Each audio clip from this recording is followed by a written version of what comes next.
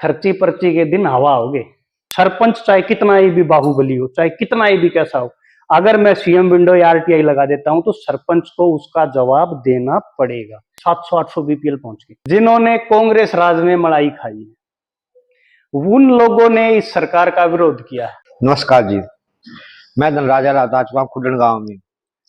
जैसा कि तस्वीरों में देख पा रहे हो, हमारे साथ मोनू जी जुड़ चुके हैं, जो प्रतिनिधि भी हैं, चेयरमैन। मोनू एक जाना माना नाम है, समाज सेवी है, आज किसी परिचय के मोहताज नहीं है और हमेशा समाज सेवा के कार्य में जुड़े रहते हैं। तो नमस्कार मोनू जी। नमस्कार भाई साहब, आपको भी और आपके दर्शकों को भी। ये जो अपनी इधर सैनियों की डैनी है, अभी 24 लाख रुपए का यहाँ का हमने टेंडर करवाया है एक नाले का, क्योंकि उस गांव में इतनी समस्या है पानी की, पूरा गांव समस्या से जूझ रहा है। तो वो हमने प्रायोरिटी पे लेके वहाँ पे 24 लाख का वो पास करवाया। खुद मेरे गांव का 20,75,000 रुपए का नाला भी हमने पास करवाया। और भी बहुत सारे कार्य हैं, व्यायामशाला होगी, एरी की, मादलपुर की। तो तकरीबन इन गाँव में हमने आप मान के चलो कि 2.25 करोड़ के आसपास के काम हमने लगा दिए। मोनू जी, सरकार का कितना सपोर्ट रहा आपको? सरकार के सपोर्ट के लिए तो नतमस्तक हूं। क्या कारण है नतमस्तक होने का? इससे सपोर्टिव सरकार मैंने नहीं देखी, इतना कोऑपरेटिव। क्यों? लगातार भी मंचों के ने भी किए हैं, तो आपने देखा भी होगा, लगातार आरोप प्रत्यारोप सरकार पर लगते रहे हैं। तो अब दोबारा भाजपा सरकार बनी है, तो आप कह रहे हो बिल्कुल सपोर्टिव सरकार है, क्या कारण है इसका? देखिए जी, जिसको मलाई नहीं मिली, जिन्होंने कांग्रेस राज में मलाई खाई है, उन लोगों ने इस सरकार का विरोध किया है। मलाई खाने से क्या मतलब आपका? मलाई खाने से मतलब ये है कि सर, एक काम के ना तो वो धरातल पे कोई काम हुआ, हवा में वो काम हुआ, उसके पैसे पास हुए और वो सब कुछ हजम कर लिया। सरपंचों का जो मेन वो था, वो यही मोटिव था। लेकिन इन्होंने, इस सरकार ने क्या कर दिया कि एक पारदर्शिता ला दी। आप अगर आज कोई भी काम करते हैं, वो आप धरातल पे आपको वो काम करके दिखाना होगा। ये नहीं है कि सिर्फ आपने अपना प्रस्ताव बना दिया, पास करवा दिया, उसके पैसे हो गए। नहीं, वो काम आपको करके दिखाना होगा। और दूसरी सबसे बड़ी बात क्या है, अब इनकी डिपार्टमेंटली इंक्वायरी का एक अलग से जो सिस्टम आ गया है, जिसको हम बोलते हैं आरटीआई बोल देते हैं या सीएम विंडो बोल देते हैं। आप कब से कभी तक के भी किसी भी कार्य की आप कोई भी जानकारी लगा के, कोई भी आम आदमी, पहले तो आप लोगों ने भी सुना होगा कि आपने भी देखा होगा कि भाई मेरी तो पहचान नहीं है, मुझे कौन जानता है, मेरी कौन सुनेगा, अकेला चना क्या भाड़ फोड़ेगा। अब एक अकेला चना आपके अंदर, गांव के अंदर, मुझे ये लगता है कि ये मेरे गांव के अंदर काम गलत हुआ है। सरपंच चाहे कितना ही भी बाहुबली हो, चाहे कितना ही भी कैसा हो, अगर मैं सीएम विंडो या आरटीआई लगा देता हूं तो सरपंच को उसका जवाब देना पड़ेगा। ये इस सरकार ने करके दिखाया। एक आम आदमी के हाथ में बड़े बड़े अधिकारियों की, बड़े बड़े अफसरों की बागडोर दे दी। आप आम आदमी की बात कर रहे हो। आम आदमी जो पोर्टल के कारण भी परेशान था, बार बार कहीं ना कहीं, कभी साइट नहीं चल रही, कभी पोर्टल पे किसान ब्यौरा दर्ज नहीं हो पा रहा है, तो इस प्रकार की परेशानियां भी तो झेली आम आदमी ने। बिल्कुल झेली हैं। देखिए जी, ये काफी लंबे समय से बिगड़ी हुई व्यवस्था है, इसको ठीक करने में समय लगेगा। अब एकदम से तो कोई ऐसी चीज नहीं है कि उसको चमत्कार कर दिया जाए कि जादू की जड़ी फेर दी ऊपर से और वो हो गया, चुरलू मुरलू डचक, भाई काम बन गया। किसी भी एक चीज पे, जब किसी भी ट्रैक में हम चलते हैं, हम अपने घर की व्यवस्था से ही ले लें। अगर हम अपने घर में व्यवस्था को ठीक करते हैं तो उसको भी हमें ट्रैक पे लाने में, अपने बच्चों को, माँ बाप को या खुद को ट्रैक पे लाने में हमसे कम से कम साल भर का समय लग जाता है। बिल्कुल। और बच्चों के साथ में तो आप मान के चलो कि कई सालों तक नहीं आते। यही है। और आम आदमी को आप बोल रहे हो कि परेशानियों का सामना करना, मैं ये कह रहा हूं कि आम आदमी इस व्यवस्था से खुश हुआ है तभी उन्होंने सरकार को वोट दिया। आप एक चीज बताइए, आप कह रहे कि आम आदमी परेशान था। आम आदमी परेशान था। आज मेरे अकेले के गांव के अंदर, जिस गांव के अंदर मुश्किल से 100-125 बीपीएल कार्ड थे, आज मेरे गांव में कम से कम 700 से 800 बीपीएल कार्ड है। ये किसकी देन है? ये इसी व्यवस्था की देन है, इसी पारदर्शिता की देन है। क्योंकि सरकार, कांग्रेस के राज में भी तो बीपीएल थे सर, मुंह देख के टिक्का होता था भाई साहब। कभी सरपंच के घर जाना, कभी मेंबर के घर जाना, कभी पार्षद के घर जाना, जो उनके चाहते होते थे उनके बनते थे। यही बात मैं आपको कहना चाह रहा हूँ। जो आप बोल रहे ना पोर्टल की बात, कि पोर्टल से लोग परेशान थे। पोर्टल नौकरियां कितनी मिली हैं आपके एरिया में लगभग? आप मान के चलो कि तकरीबन तकरीबन मेरे हर गांव में बच्चे लगे हैं? हर गांव में कम से कम 5 से 7 बच्चे, 5 से 6, किसी में 10, 12, 15 भी लगे हैं। जैसे पास में ढाकला गांव, इसमें मेरे हिसाब से 15-20 बच्चे लगे हैं। मेरे खुद के गांव में 5 बच्चे लगे हैं। जो आपके गांव खुड्डल में जो बच्चे लगे हैं, तो किस मतलब कोई खर्ची पर्ची चली या क्या हुआ? मतलब किसी से अप्रोच वगैरह चली? भाई साहब, खर्ची पर्ची के दिन हवा हो गए, ये बातें अब हवाएं होगी। अब तो बच्चा पढ़ेगा तो ही लगेगा। मोदी जी ने, नायब सैनी जी ने इन चीजों को हवा कर दिया। ये सिर्फ वादे नहीं है, ये इन्होंने करके दिखाया है। जो हमारे माननीय मुख्यमंत्री जी ने पहले बोला था कि मैं शपथ से पहले 25,000 बच्चों को नौकरी दूंगा, उन्होंने वो एक क्लिक से करके दिखाया। दूसरी बात,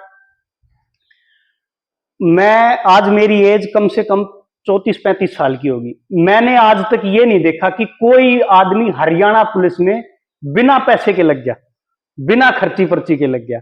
ये मेरे जीवन का पहली बार का चमत्कार है कि इतने बच्चे हरियाणा पुलिस में, ग्राम सचिव में, पटवारी में बिना किसी खर्ची पर्ची के। मोनू जी, जिस एनटीए ने परीक्षा ली थी, लगातार उस पर भी आरोप लगते रहे हैं, पेपर भी रद्द हुए थे, आपने देखा होगा।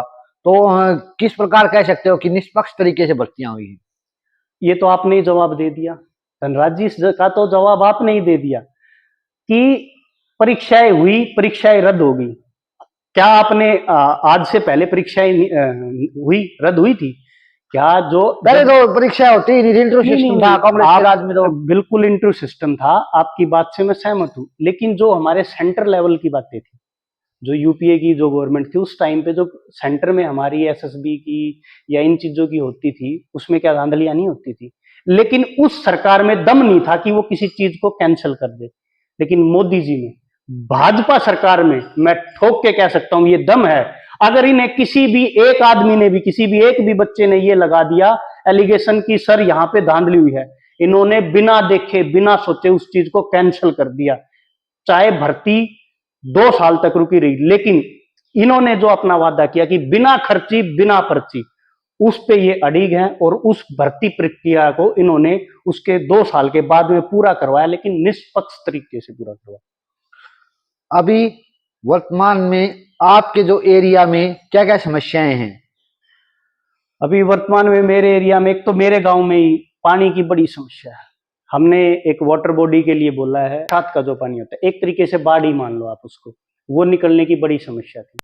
लेकिन हमारे माननीय धनखड़ साहब की देन, उन्होंने हमारे गांव में करोड़ 7 लाख रुपए की ग्रांट से नीचे जो पाइप होती है 70 इंची, वो पाइप डलवा के उस पानी को हमारे गांव को बाढ़ मुक्त कर दिया। अब बस एक छोटी सी समस्या रहेगी कि उसकी जो स्टोरेज है, उसके लिए हमने एक वाटर बॉडी की रिक्वेस्ट कर रखी है सरकार से, वो अभी हमारी शायद इस साल पूरी हो जाए। अभी वर्तमान सरकार से क्या उम्मीदें हैं आपको? जो जो आपने समस्याएं बताई, क्या इनका समाधान कर पाएगी?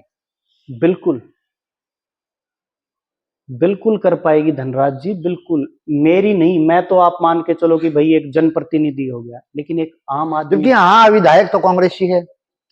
भाई सब विधायक का तो मैं क्या कह सकता हूँ। विधायक जी ने तो सिर्फ हवा में बातें की है, उनका तो मैं मामला मानता नहीं कि कुछ है। विधायक जी से तो हमें पहले भी कोई उम्मीदें नहीं थी, क्योंकि उनके पास में जब भी हम जाते हैं तो उनका एक ही मकसद होता है, वो एक आप लोगों को सपोर्ट नहीं करता यहाँ विधायक? वो एक ही बात बोलते हैं, मैं तो विपक्ष में हूं, मेरी तो सरकार ही नहीं है, मैं क्या कर सकता हूँ।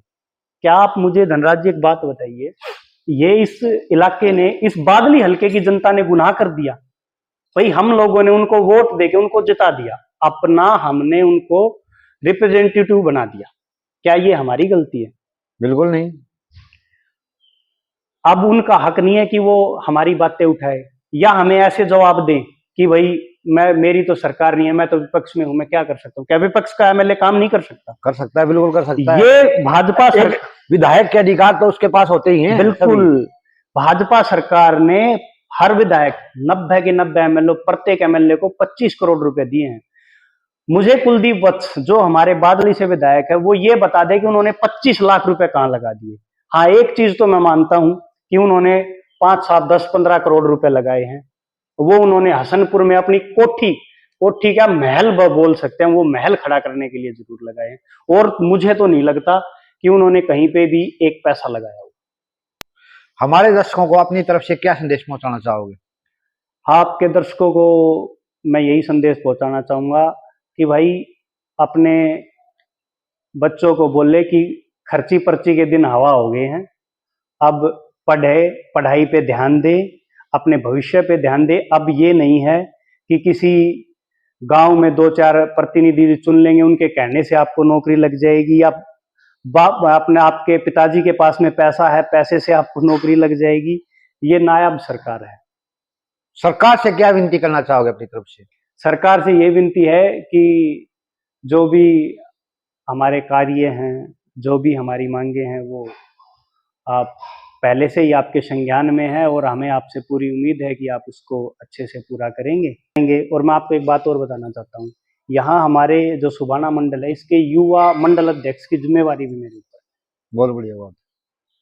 तो किस प्रकार मैनेज कर पाते हो एक as a chairman, as a मंडल अध्यक्ष, ये इतनी सारी जिम्मेवारियां, और फिर घर भी संभालना होता है आपको, तो काफी टाइम किस प्रकार निकालते हो इन चीजों के लिए? धनराज जी, ये तो अब एक बात था, मोदी जी की आप उम्र मान के चलो 72-73 साल के आसपास हो गए। वो जब 18-18, 19-19 घंटे हमारे प्रधानमंत्री जी कार्य कर सकते हैं, मैं तो अभी यंग हूँ, 34-35 साल का हूँ, मेरे को तो 20 घंटे काम करना चाहिए। तो ये जिम्मेवारियां मिली हैं, मैं अपने आप को सौभाग्यशाली मानता हूँ कि जनता ने मेरे पे विश्वास जताया, पार्टी ने मेरे पे विश्वास जताया। मैं उनकी उम्मीदों पे और जो भी मेरे ऊपर दायित्व है, मैं उन पे खरा उतरने की पूरी कोशिश करूँगा। धन्यवाद।